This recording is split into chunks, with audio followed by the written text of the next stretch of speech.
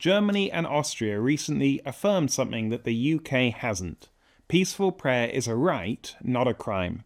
Courts in both countries have said yes to peaceful prayer gatherings after authorities tried to ban prayer vigils near abortion facilities.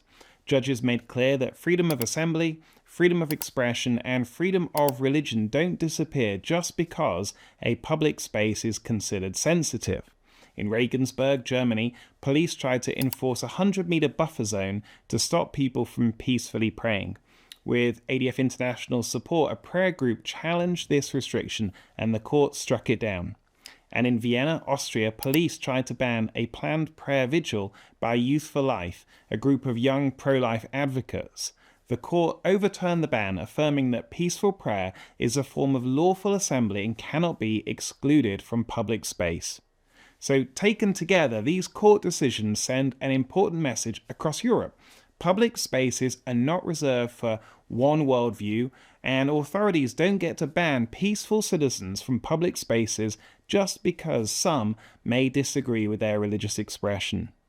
But now compare these decisions with what's happening in the UK, where peaceful citizens have been arrested and criminally charged for silent prayer.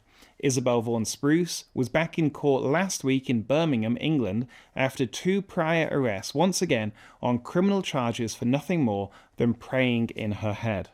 This is even after winning her previous case and receiving a payout from the police for unjust arrests. ADF International is coordinating her legal defense once again. For years, Isabel has stood quietly on a public street in Birmingham praying.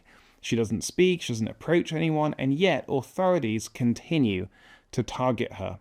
Then there's Adam Smith-Connor, the first person in modern British history to be convicted for his thoughts when he was praying silently near an abortion facility. Adam stood with his back to the facility, careful not to disrupt anyone. But a local regulation banned prayer as an expression of approval or disapproval of abortion, and in his case, authorities argued the ban also applies to silent prayer.